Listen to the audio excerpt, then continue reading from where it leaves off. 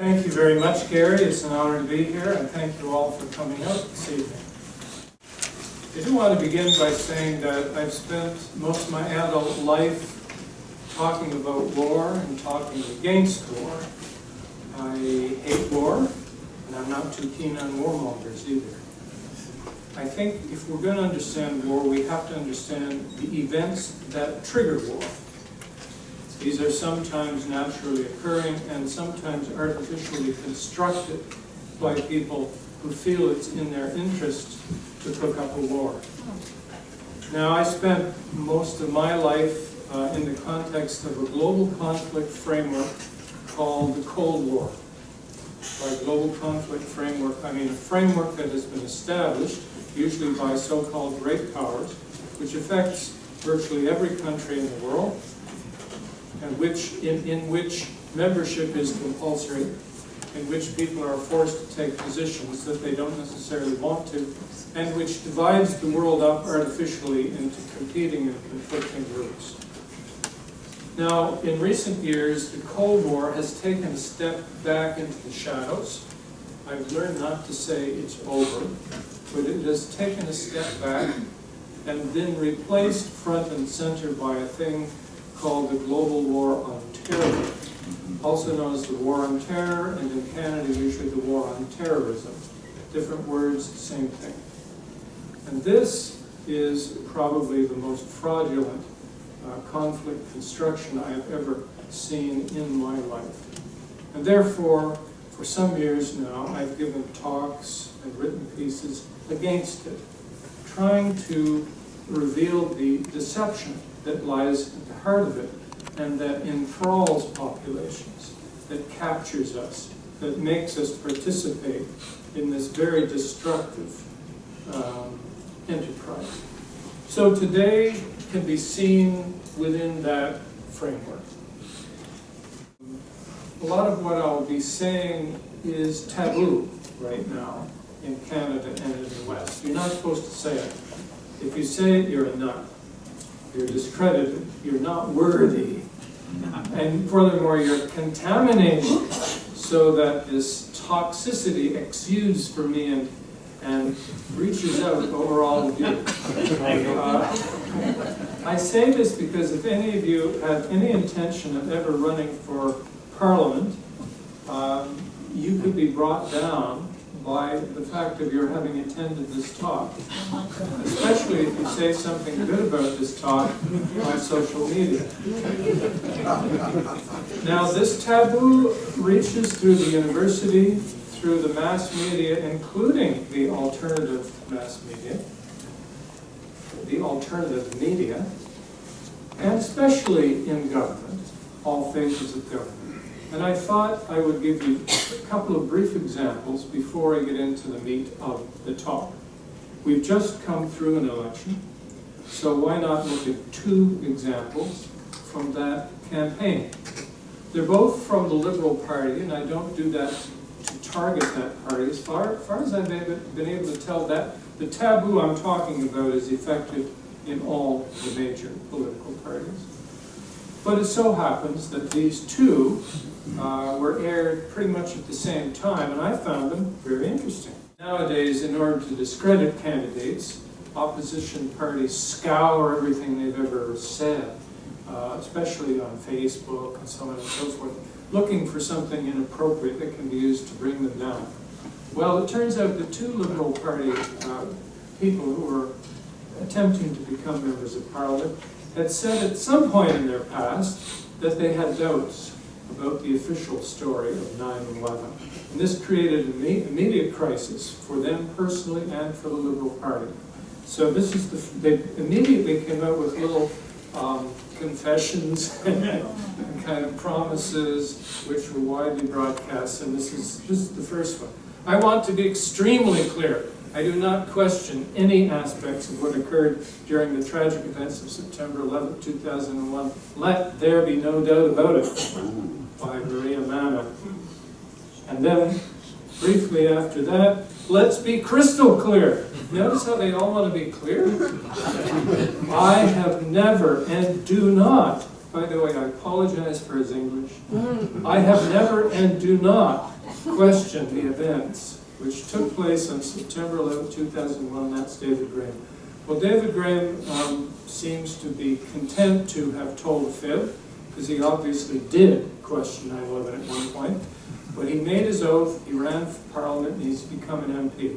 Maria Manna perhaps had an attack of conscience, and she stepped down and decided not to run after all. What had she done wrong? Well, one of the things she'd done wrong was attend a lecture like this, given by a building professional. I'm guessing it's Richard Gage. And after it, she said somewhere on social media that she was convinced that he was right and that those buildings on 9/11 didn't come down just because they were hit by planes. Well, that was the end of her career as a politician.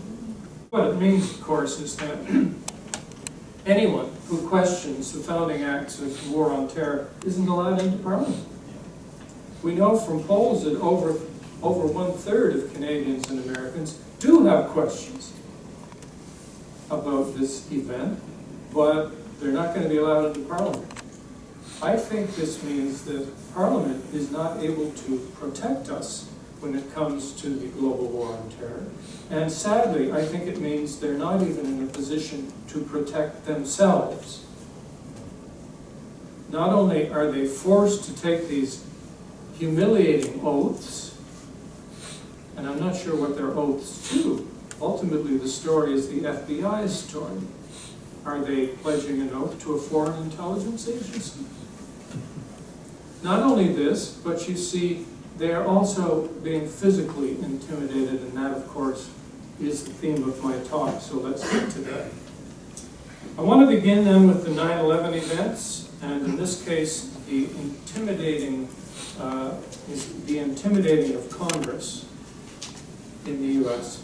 Most of us in this room are old enough to remember the attacks of 9/11. This was traumatic for not just the people on the scene, but for anybody who saw these images on television. I don't mean it literally caused PTSD and all of it, but in an informal way it was traumatic. It was shocking. There was high level of depression, anxiety, all these things noted in the U.S. after this. That's the general population, which had been effectively terrorized. This was a terrorist attack, all right, regardless of who did it. It's classic terrorism. You want to terrify people and intimidate them so they will do certain things. That's what it's about. And you do that through shocking acts of public violence, usually against civilians. That's what terrorism is. It also had the earmarks for many people of Muslim extremism.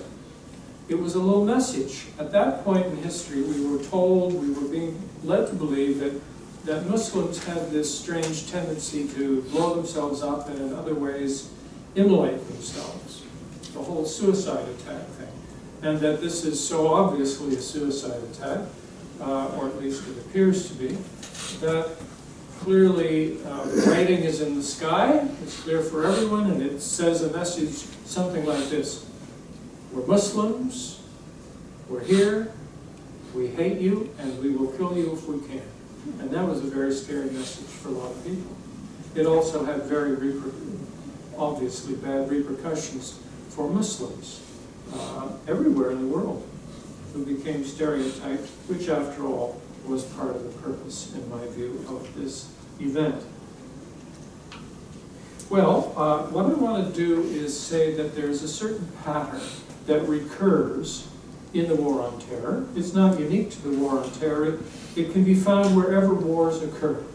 But we see it again and again in the war on terror. And you can think of it in terms of three little words: threat, unity, response. A population or particular group feels threatened, either by an act of dramatic violence like this, or by a threat of a serious, credible threat of violence. That social group that feels threatened then pulls together and forms this unity. Party divisions and class divisions and ethnic divisions tend to be thrown to one side as we unite as one body. We will sometimes voluntarily sacrifice what were previously sacred civil rights. give them up, because after all, this is war. And another aspect, the unity produces the response, I should say. The unity, the feeling that we are all one, we're in this together, produces the response, which has two aspects usually. One is the one I just mentioned, that we will voluntarily give up civil rights, and those who don't voluntarily give them up will have them forcibly taken from them. And at the same time, externally, we will hurl ourselves as a unified body against what we perceive to be the enemy. And these are two aspects of the same thing. The loss of civil rights and the going to war against an external enemy. They come up again and again and again in the history of war. And even states that pride themselves on being democratic tend to get a great loss of civil rights and a great loss of democratic freedoms once war has been declared and begins to happen. So, again, the threat happens, this gathering together, this cohering tightly, unity, and then the twofold response, which is partly internal and external. I want to go through that. I want to begin talking about 9/11 by going through those phases. So you just saw what threat looks like. It was lethal. There were approximately 3,000 people killed in that terrible crime, and often in horrific ways. Firefighters arrived at the scene to find the ground littered with body parts, and then they saw people leaping from the buildings, clearly traumatized, these firefighters, as they speak about this. One firefighter watched for a while and said, "I turned away because it seemed to me it was a very private act. It was like a sacrament." Unforgettable things that they saw. So that is the kind of threat, trauma, shock that we're all used to and happened to really the whole population, because don't forget this was broadcast over television.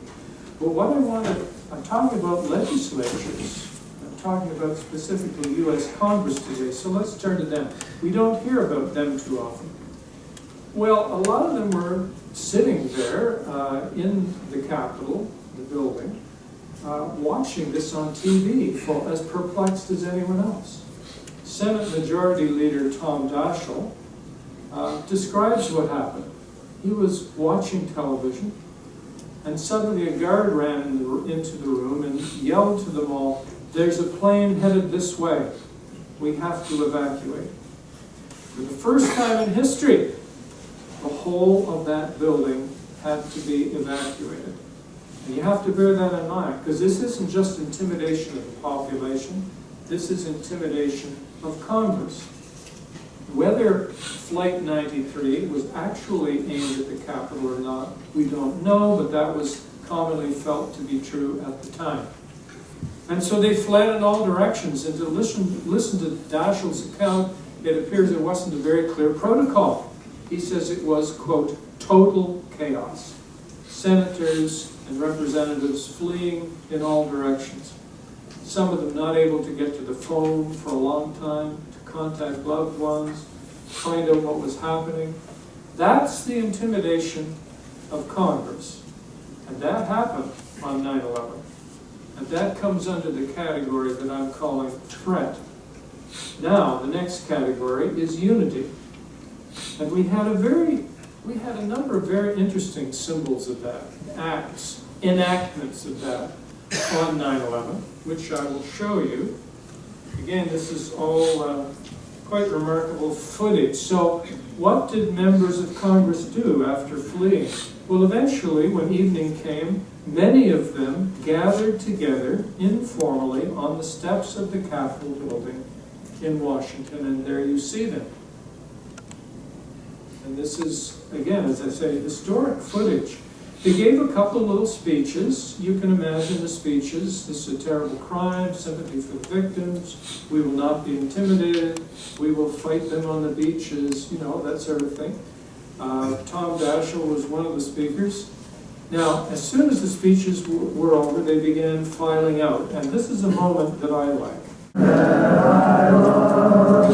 Stand beside her, and guide her through the night.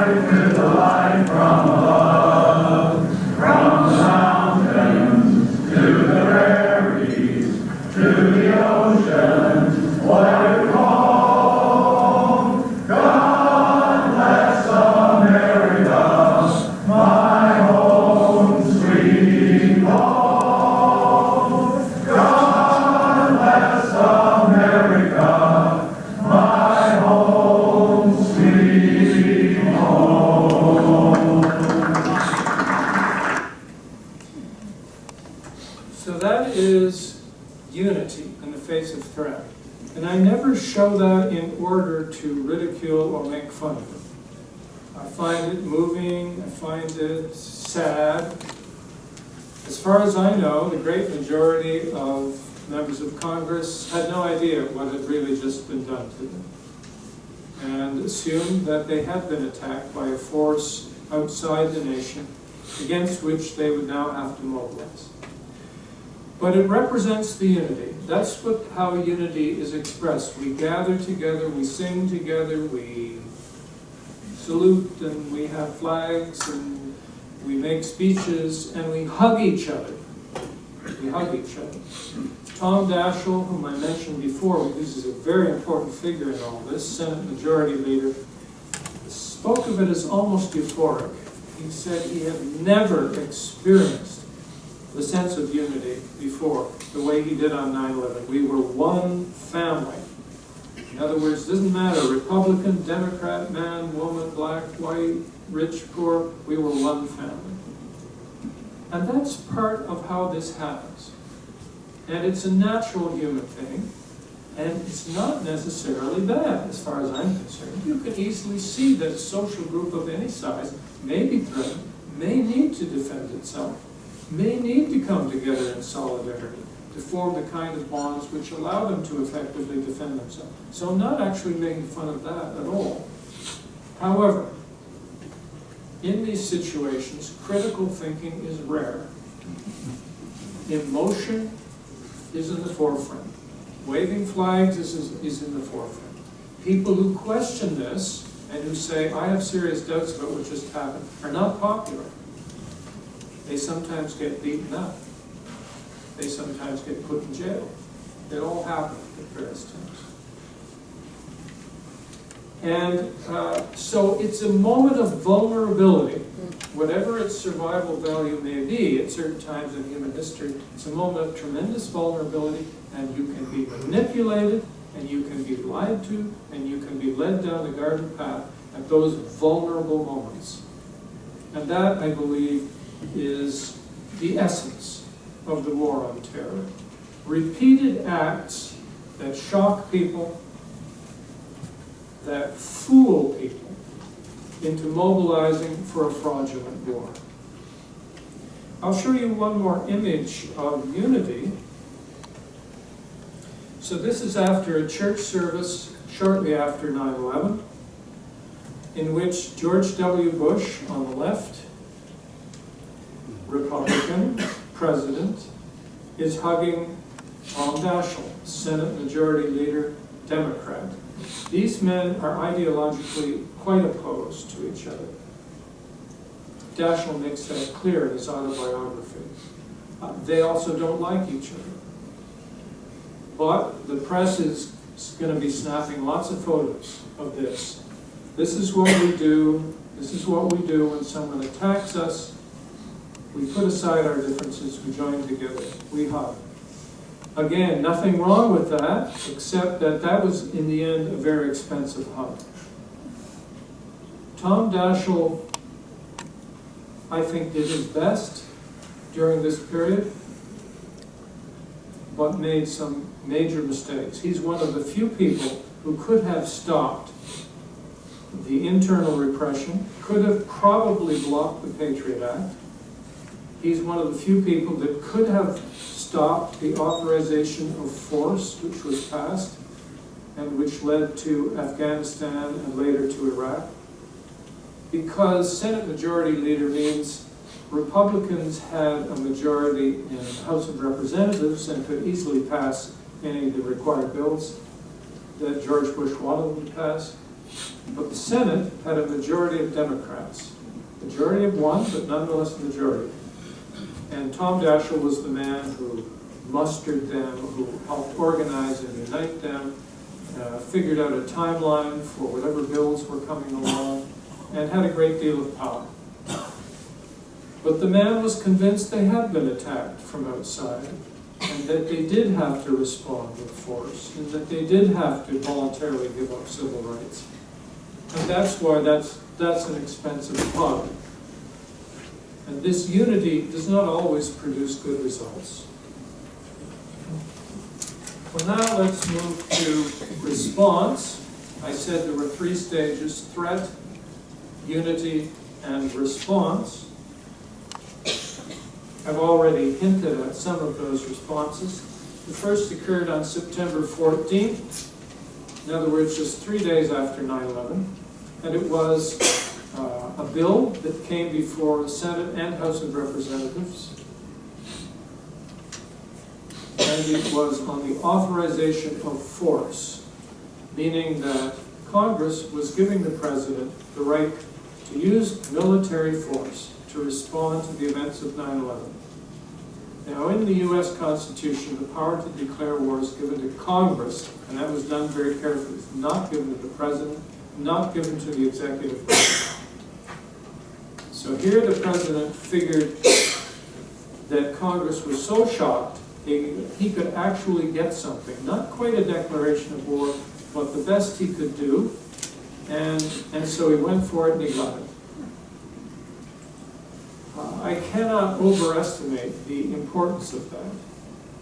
Much of the horrors that came afterwards came because this had been successfully defined as an act of war against the United States, to which the United States would respond with war. If you watch the CNN live coverage of 9/11, I've got it on disc, it's 10.5 hours, and I've watched it many times. One after the other, these old white guys, mostly neoconservatives, comes on CNN and says, "This was an act of war. This was an act of war. This was an act of war."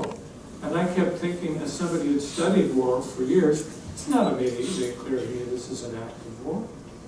This could very much more naturally be defined as a crime and dealt with either under domestic U.S. law or under international law. There were plenty of laws in place to deal with it. Why are they so insistent that it's an act of war and we're therefore going to choose war as our response? Well, I eventually learned. When war is declared, either formally or informally, the United States President takes on new powers. He becomes the commander-in-chief. And the commander-in-chief demands and usually receives powers he would not otherwise have. Once it was a situation of war, they could set up kangaroo courts and ship people off to Guantanamo, violating every principle of proper legal procedure. Those courts were not set up by the Department of Justice. They were set up by Donald Rumsfeld, Secretary of Defense, because it came under the powers of war. And I think this is something you have to watch out for. And this is something I would say when we look at what happened in Paris. I noticed immediately President Hollande said, "This is an act of war. We're going to respond with war." He even said, we're going to respond mercilessly. Well, that's a bad sign in a whole lot of ways. Many evils flow from that. And it also makes me suspicious about the event itself. In every one of these cases, citizens should insist that it be defined as a crime, not an act of war, because when you have a legal procedure, evidence is required. A procedure is in place. Deliberation and rational thought are required. You have to make a case that somebody's guilty. And you then have things that you can do to hold them accountable. War requires nothing of the sort. I remember an English barrister saying, as the United States invaded Afghanistan, and as George Bush refused to provide evidence. Remember, the Taliban said, "We'll hand him over for trial if you just give us some evidence that he did it." And George Bush said, "No, we're not going to give you any evidence. We know he's guilty, and we're going to attack you unless you give us some." An English barrister said, "It is now clear that it takes less evidence to start a world war than it does to prosecute a shoplifter." And he was right. There was virtually no evidence presented of guilt. So be careful of that. That is a general lesson we can learn. So that was September 14th, when Tom Daschle, Senate Majority Leader, had agreed to present this, which guaranteed its success. That meant the Democrats voted for it, Republicans voted for it. It came to them on the 14th, and it was passed on the 14th. Amazing speed. The next thing that happened was on September 17th, when Attorney General John Ashcroft announced that he would soon be presenting a bill, an anti-terrorism bill, to Congress. This was what became the Patriot Act, greatly constricting U.S. civil rights, and he said he wanted it passed immediately. He expected it, he said, to be passed that week. Again, what? At least the authorization of the use of force is a short document, it's pretty clear. Patriot Act is very large and complicated. You don't come to Congress and ask them to pass that in 1 week. Especially the Senate is supposed to be, wise elders, and they've got all kinds of subcommittees, and they look at it. And for example, Patrick Leahy, Democrat, was the head of the Senate Judiciary Committee. His job and his committee's job was to guarantee American civil rights. He wanted to look at this thing. He wanted a chance to revise it, respond to it.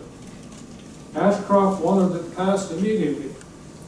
Well, it wasn't passed immediately, and I'll say a little bit about that struggle in a moment, because the anthrax attacks were extremely timely and useful in getting the Patriot Act passed.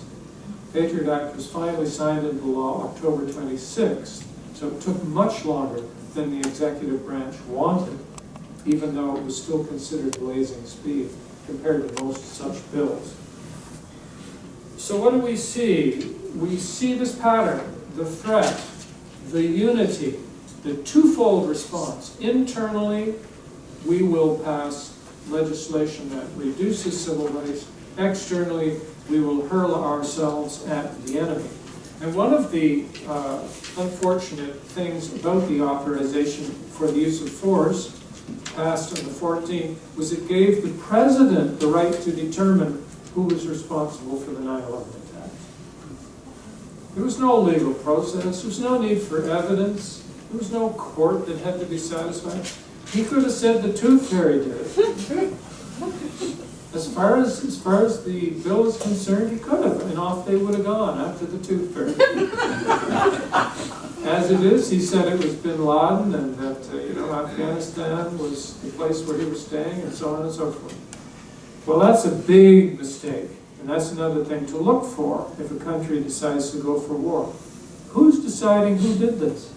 What's the evidence look like? Are they going a bit too quickly here? Is this a rush to judgment, for example?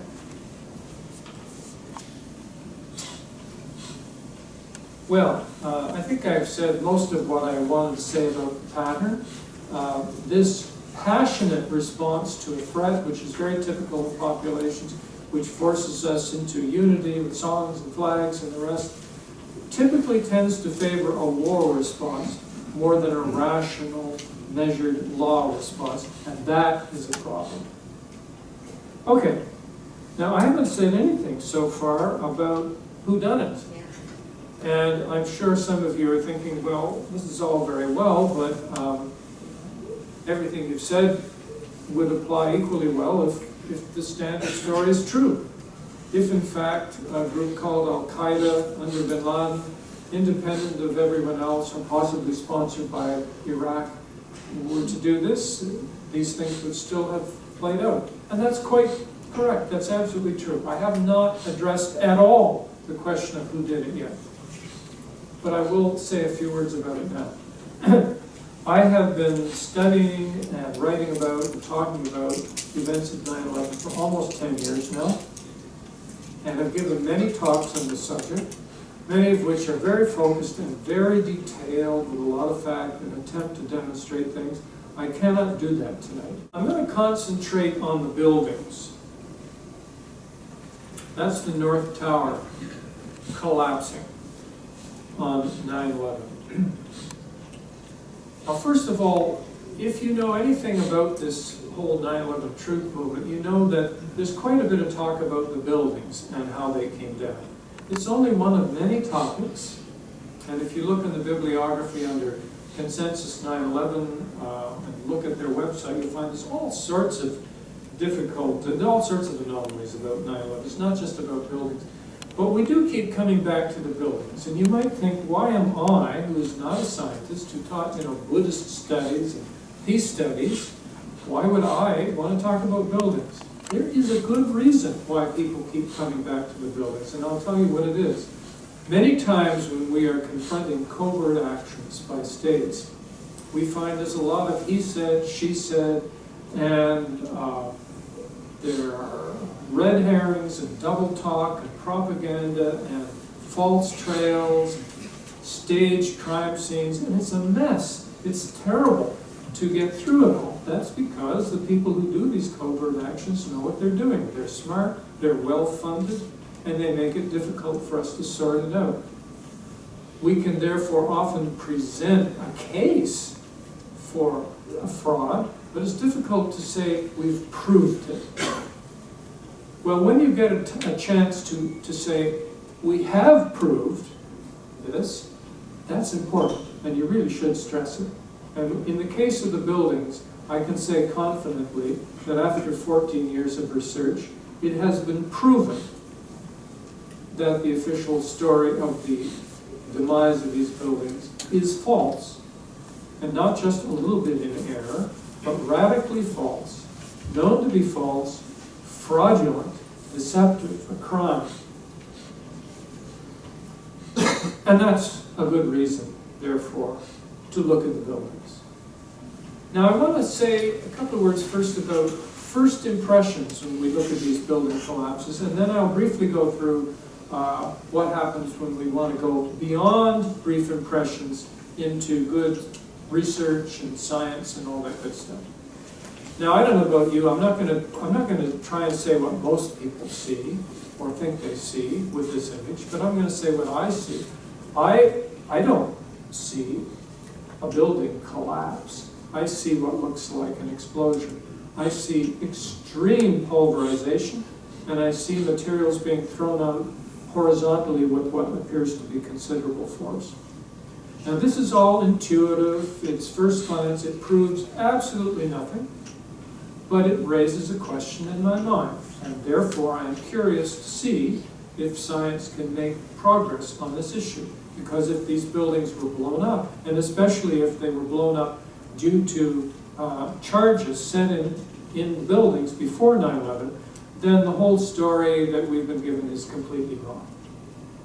The story says they were hit by planes, there was structural damage, there was fire, and the damage and fire combined to bring the buildings down. No explosions, no explosives required, folks. So this is important, and we would want to follow up on this. Similarly, so what I just showed was one of the Twin Towers. They both came down very similar ways. There's another building. Most of you probably know about it. This is the famous World Trade Center 7. So this is a building that was located some distance from one of the Twin Towers, the North Tower. Was damaged somewhat when the North Tower came down and had fires in it. At 5:20 in the afternoon, a very strange thing happened to this enormous building. This is a 47-story building. I chose a video clip of it coming down that has journalist Dan Rather talking while it comes down. I want you to listen to what he says too. Now, here we're going to show you a videotape of the collapse itself. Describe that. Now we go to videotape the collapse of this building.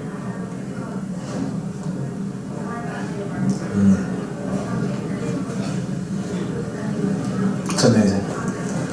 Amazing, incredible, pick your word. For the third time today, it's reminiscent of those pictures we've all seen too much on television before, when a building was deliberately destroyed by well-placed dynamite to knock it down.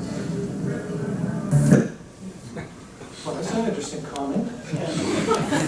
Obviously, Dan Rather, his impression was this looked a hell of a lot like a controlled demolition, which it's not supposed to be.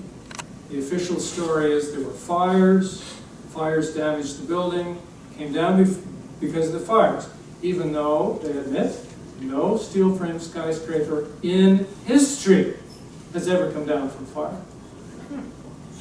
They've only come down from controlled demolition. And in fact, that looks like an extraordinarily skilled controlled demolition.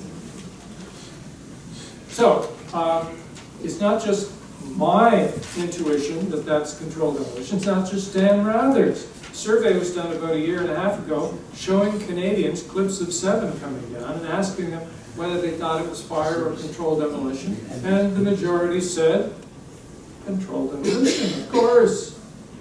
Now this proves nothing. We're still at the level of impressions, intuitions, but you can see that it raises valid questions for us, which we would then want to explore further. And I'm not going to go into the explorations in detail, but I wanted to give you examples of the kinds of work that have been done over the last 14 years to explore these issues further. Because some of these issues have been looked into very rigorously. Here we have one of the twin towers. This is the North Tower again. Very careful measurements of its motion during its collapse have been done. A number of independent studies. And just to briefly give you one of the difficulties that arise in these studies, according to the official story of the collapse of this building, the part where the plane struck, which is just a little bit above the lettering there, you can kind of see the hole in the building where the plane struck. And in that area there were a number of columns damaged, a number of columns cut. There was fire ignited from jet fuel. And I won't get into the details, but there's an epidemic of column buckling. Suddenly the columns begin to buckle. And the part above the damaged area falls onto the rest of the building, causing the entire building to rapidly fall down. It doesn't just fall down, in fact, it violently disintegrates. Well, there are a number of peculiar things about that hypothesis. Really, how that top part, falling a relatively short distance, could destroy the much bigger, much more massive, and stronger bottom part. But we won't get into that. All I'll say is, if that happened, the top part would obviously have to act as a kind of a hammer. It would have to come down with considerable impact, and it would have to undergo a rapid deceleration. When we study its motion, we find it does not.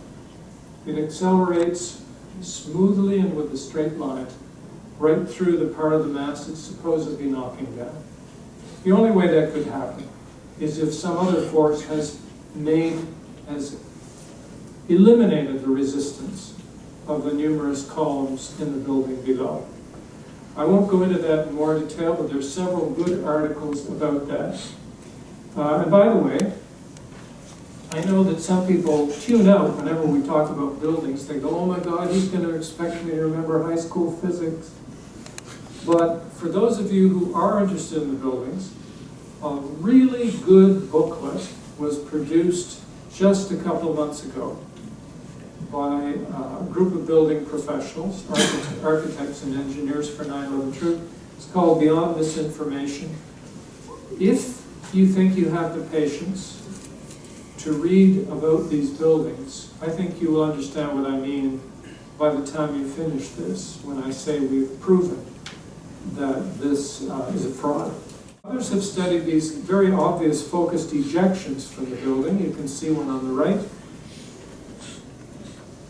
And have shown that there is no innocent explanation for them, that they indicate explosive force.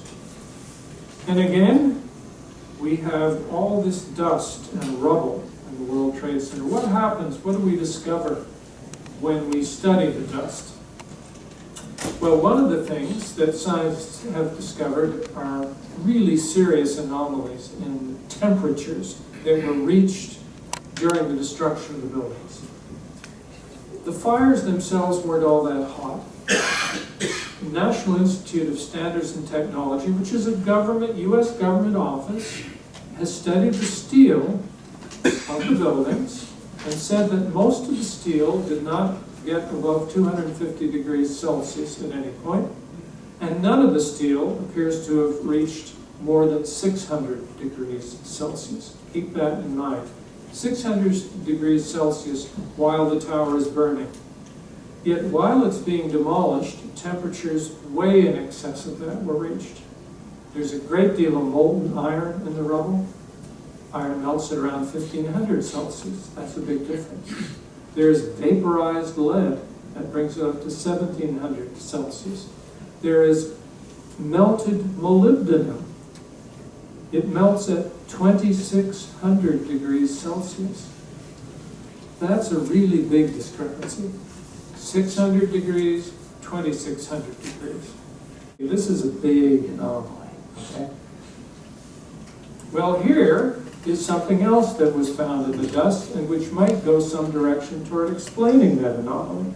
These little red chips, which are found in large quantities in the dust, are unreacted nanothermite, a sophisticated substance that burns very rapidly and energetically and can be used either as an incendiary to melt steel, for example, or as an explosive.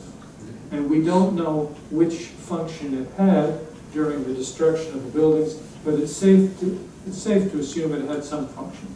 It shouldn't be there, but it is. And not just in one sample, but in many samples from different areas, including samples that were gathered very quickly after the destruction. This picture is taken from a peer-reviewed article in a mainstream journal submitted by several scientists. And I think it's a good, sound piece of work. As far as I have been able to discover, no one has published a peer-reviewed article refuting or challenging this finding. I, of course, got the article, read it, liked it, sent off a copy to the science editor of the Globe and Mail, and I'm sure you all know the result, which was zero, nothing. Who cares? Who cares if the Trade Center was blown up and the whole global war on terror is a complete fraud from beginning to end? Who cares? Not important enough for the Globe and Mail. We again come back to this question of pulverization. Is it possible to figure out how much energy it takes to pulverize a building, whether it be this building or World Trade Center? And we can figure out the gravitational potential energy in those buildings. Could gravity have done this? Or is another force required? And some very good work along this line has been done by a man in this room, you'll be happy to know, Bob Coral, who's Professor Emeritus of Civil Engineering at McMaster. These are firefighters being interviewed on 9/11 itself. Man on the left is Zoda. He says, floor by floor, it started popping out. Tardio, the guy in the middle, starts moving, sorry, he's on the right, starts moving his hand. It was as if they had detonated, you know, as if they were planted to take down a building. Boom, boom, boom, boom, boom, boom, boom. Well, again, you might say, oh, well, it might have been a mistake. Maybe it was, people say, could have been elevators. Maybe that's what he heard. Maybe it was floors collapsing. Who knows? Well, we have 156 eyewitnesses. And I can assure you, having studied them very carefully, that those explanations do not work. If a Port Authority police officer writes, and this is a direct quote, suddenly there was a monstrous explosion. I was physically picked up and thrown across the concourse, slamming into a wall. We can be pretty sure that wasn't an elevator falling. Many of these accounts are very convincing, and they involve not just seeing, but hearing and feeling. Again, you can find these topics dealt with briefly in this booklet, and the booklet gives footnotes so you can explore it in more detail. Well, that's it. I just wanted to say the buildings are important. Studies have been done, and the evidence is corroborated, because there's all kinds of independent ways of studying these building collapses. And they strongly support each other in their conclusions, which is that World Trade Center 1 and 2 and 7 had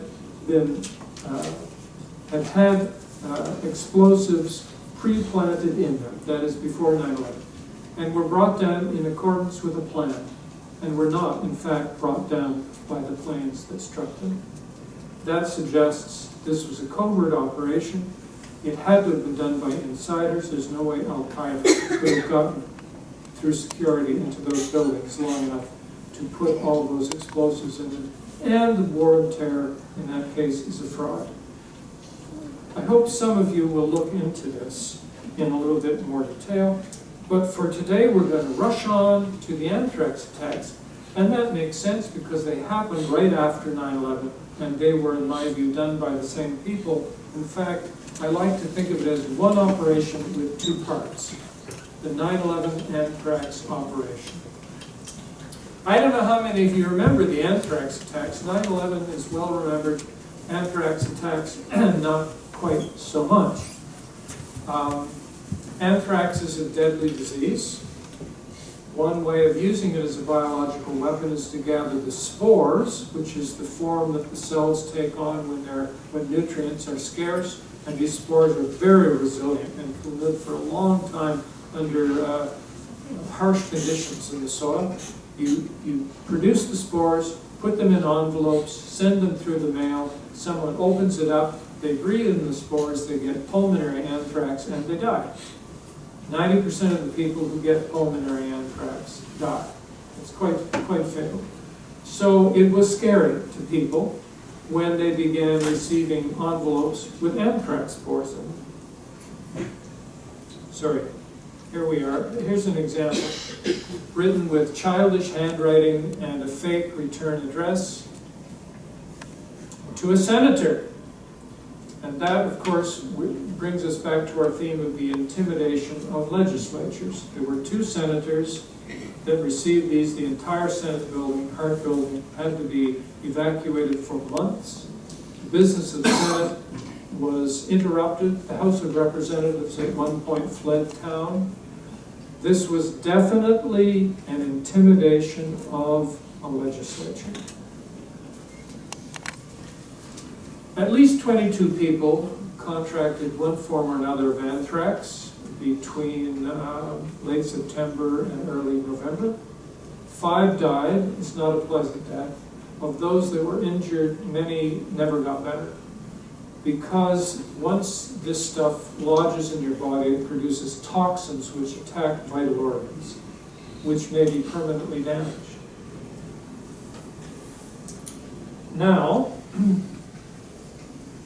rather than going through the pattern right away, I'd rather ask the question right away, who did it?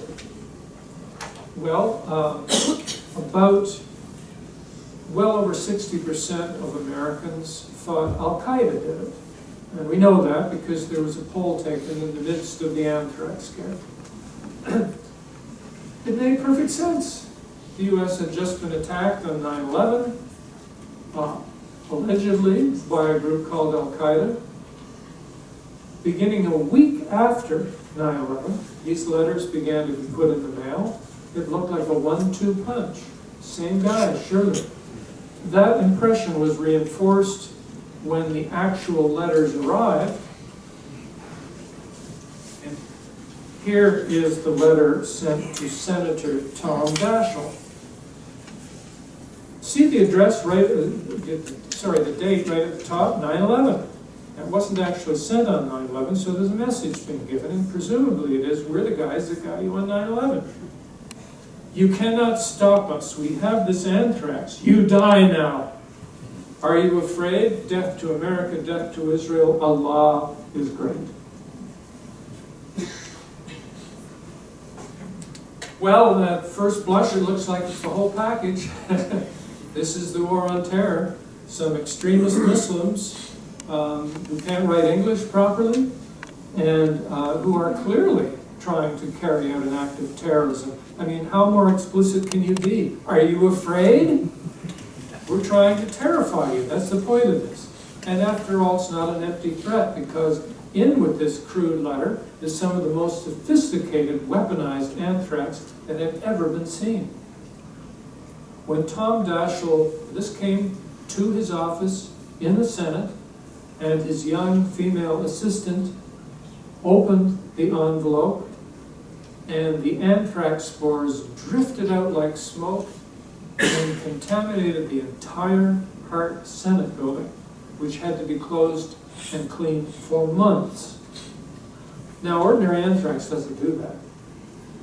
The spores clump, they fall to the ground, they stick, so on and so forth.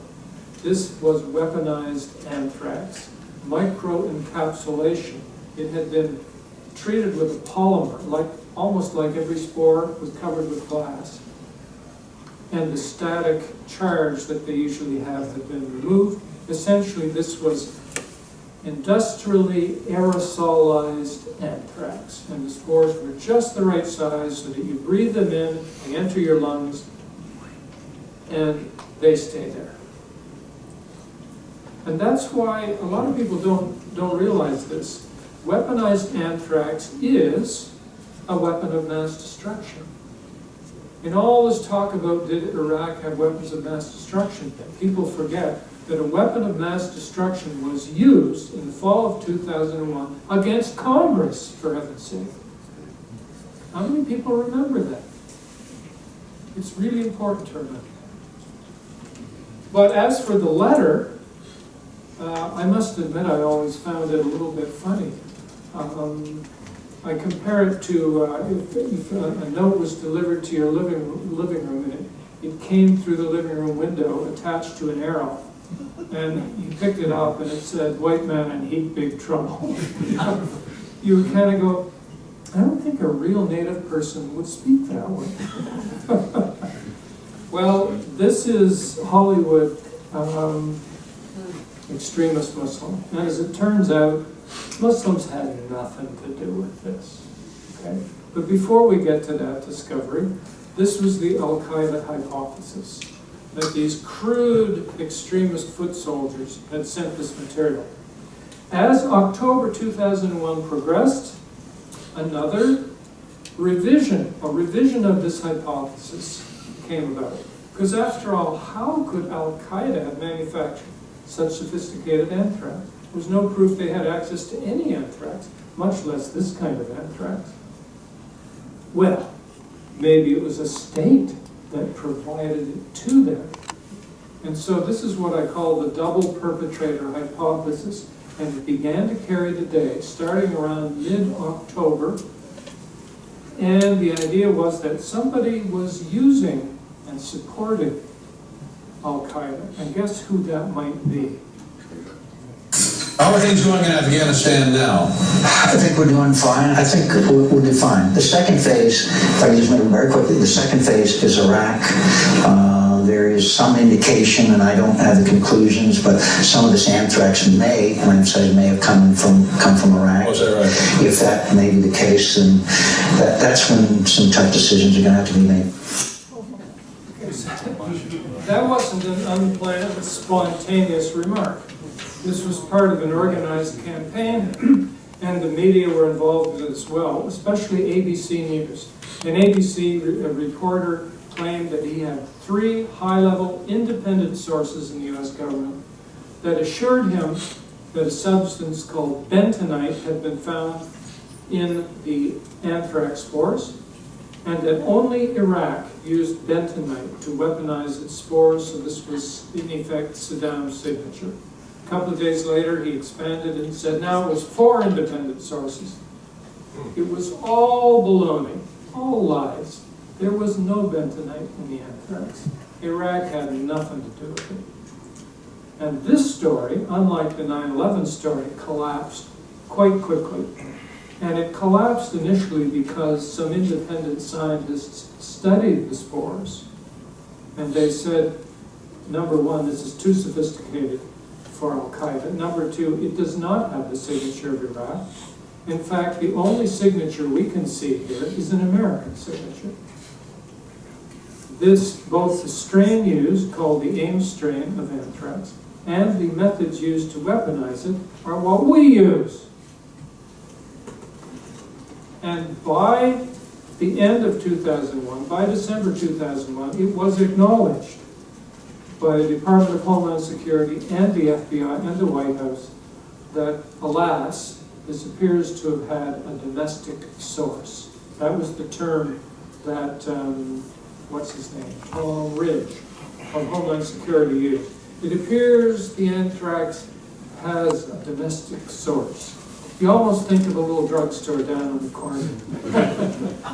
You don't get weaponized anthrax in a drugstore in the corner. So what does a domestic source mean? It means from a highly secure laboratory serving the U.S. military and intelligence. There are only three, really, choices here. Fort Detrick, Battelle Memorial Institute, or Dugway Proving Ground. They served the Army, they served the CIA. That's where it came from. That was a blow. Suddenly we can't use the anthrax attacks anymore. Suddenly the discussion about anthrax kind of tapers off, which may be why you haven't heard about it. It's not too popular a subject anymore. Why? Because the things that some nutty people like me claim about 9/11 are clearly known to be true about the anthrax attacks. Namely, they were an inside job and they were a false flag operation. That is, you saw the letter. Somebody was trying to make it look like extremist Muslims, but it wasn't extremist Muslims. Well, this created a bit of a panic, and the FBI had to find a way of limiting the damage. Ultimately, the way they did that was to say it was a wild card, a renegade, a lone nut in the U.S. military-industrial complex. They finally settled on Dr. Bruce Ivins, Fort Detrick, who had been working for years to develop an anthrax vaccine, who was generally well-liked, very well-respected, highly published. He had actually helped the FBI as well as he could to look into the anthrax attacks, but suddenly they turned on him, and I think they did it partly because they discovered that he was on medications, he had some emotional and mental problems, and he was a perfect target for the lone nut hypothesis. They hounded him, and he died before he could come to court. Officially, he killed himself. I don't know if he killed himself. It was supposedly an overdose of Tylenol, and no autopsy was performed. Maybe he took his life after having been mercilessly shamed at work, at home, agents speaking to his children to get them to testify against him, staking out his house, all that stuff. So he may have killed himself, but in either case, the FBI, in effect, took his life. So there was no court case. The FBI never had to present its evidence. It had extremely weak evidence that Bruce Ivins had anything to do with this. And you can find out for yourself because the Amerithrax report, which is the report explaining that he did it, is available on the internet. I read it years ago and I thought, what? This is their case? Weakly circumstantial evidence, as well as a lot of stuff that would get an undergraduate student failed. Really, I'm not kidding. So, where do we go with this? Who really did the anthrax attacks? Well, I wrote a book about it last year, or at least I got it published last year, and I'm not going to spend a lot of time plugging it, but I hope a couple of you will get it on Amazon. The 2001 Anthrax Deception, subtitle is The Case for a Domestic Conspiracy. The image on the cover is a famous image of Colin Powell holding up a little vial of simulated anthrax as he tries to persuade the Security Council that it's time to invade Iraq. I'm not going to go into details of who I think did it. I'll just say It wasn't a lone nut. It was a group of perfectly sane, intelligent people within the U.S. military-industrial complex who have not been named and who are still at large. And they were the same people, or what comes to the same thing, they were connected to the same people who carried out the 9/11 action. The bonds, ties between the 9/11 action and the anthrax action are very strong. That was one of the things that shocked me when I did this research. For example, the so-called 19 hijackers, who supposedly hijacked planes on 9/11, are also involved in the anthrax attacks. Well, that looked pretty good for a while.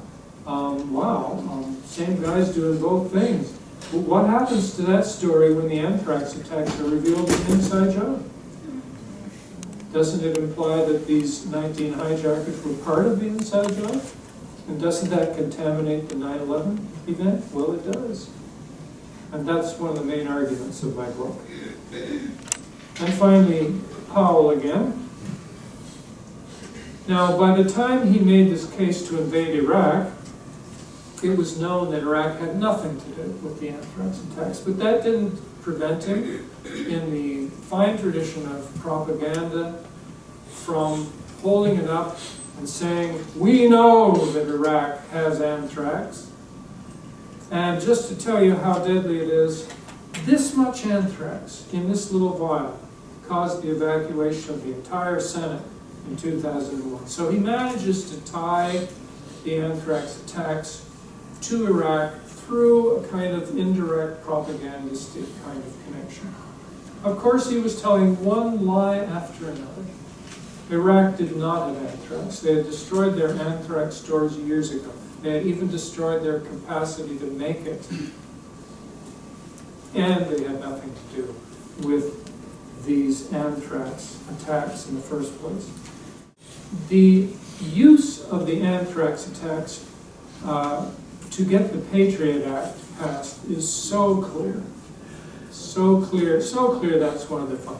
So in addition to trying to justify the invasion of Iraq by blaming it on Iraq, that's the external manifestation, remember, of response. There's this internal thing. We've got to get the Patriot Act passed. It's slowing down. We had impetus after 9/11, but suddenly people are resisting. They're saying maybe we don't need this thing. The shock is wearing off. This is where the anthrax attacks come in. The most clear example is Senators Leahy and Daschle, two Democratic senators who could have stopped the Patriot Act, are beginning to wonder about it and are slowing it down. Dick Cheney, Vice President, tells people he wants that act passed by October 5th. Now guess what? Because of these two Democratic senators, it became clear it was not going to be passed on October 5th. So guess what? Somewhere between October 6th, that's the day after Cheney's deadline, between the 6th and the 9th, two anthrax letters were sent off to precisely these two senators, Daschle and Leahy. Now listen, wouldn't it be odd if Al-Qaeda decided, gee, we want the Patriot Act passed, we're going to target two Democratic senators? You would have thought that more mainstream press at the time would have raised that question. But I've been through hundreds and hundreds of articles. It's very rare that you find someone asking that question. So you can read about this in my book, but it's almost a day-by-day thing as Ashcroft tries to get this darn Patriot Act forced through, and there's one threat after the other to Congress. Congress is surrounded with concrete barriers and police tape. They're told not to wear the congressional pins, not to use their congressional license plates. They're told they might get hit, they might get wiped out, the whole Congress might be decimated. In other words, they passed the Patriot Act under extreme intimidation, to which the anthrax attacks contributed. Two of the main contentions that were used to justify the invasion of Iraq were, number one, that Iraq had weapons of mass destruction. And number two, that Iraq supported and sponsored Al-Qaeda. Those were key to justifying this invasion. And they were told over a period of a couple of years. Well, the Center for Public Integrity, which sounds like a really good group, huh? In the United States, decided to actually count the number of false statements made by officials in the Bush administration. And they chose just those two topics. Let's just stick to those two. Iraq has WMD, Iraq supports Al-Qaeda. And we'll choose the top 8 officials, and we'll choose 2 years, from 9/11 till 2 years later. And we'll count them, and we'll give all kinds of footnotes to show you so you can look it up. How many false statements? 935. It's a lot.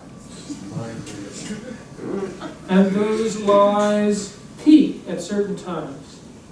And this represents one of the peaks. Because at this point they're trying to convince the international community that Iraq needs to be invaded. And so Powell is out doing his thing and everybody else is out doing their thing. And you can find this study on the internet. You can look it up. But of course, there weren't any weapons of mass destruction found in Iraq, as many of us knew there wouldn't. There never had been a shred of evidence. And one of the ways of dealing with that was quite curious. I don't know who persuaded George Bush to do this, but humor was thought to be the way to deal with this. So here he is at the Washington, let's see, what is it called? Washington Press Club, something like that. Big dinner, a kind of a roast. Those weapons of mass destruction got to be somewhere.